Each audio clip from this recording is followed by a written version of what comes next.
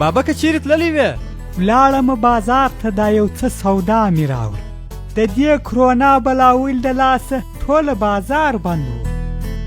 در کرونا پورې دې را په یاد کړه بابکه. برایي ماښام ډاکټر صاحب راغلی و. ول تاسې د کرونا څخه د مخنیوي په خاطر باید هر ګړی د 20 ثانیو دپاره په صابون لاسونه پاک پرېمینځئ او د بدن د مقاومت د لوړېدو دپاره باید د دغسې سبزیجاتو او ویټامین سي لرونکو خوړو څخه استفاده وکړئ.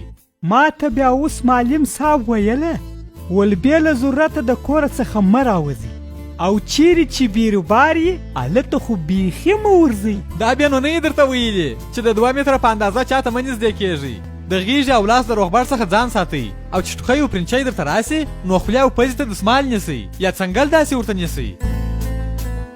څومره ښې خبرې یې وکړلې. دا خبرې باید عملي کړئ او د کورو څخه د باندې مه راوځئ. قرار کښېنئ. دا پیغام تاسو ته په افغانستان کې د یونیسف ادارې لخوا وړاندې شو.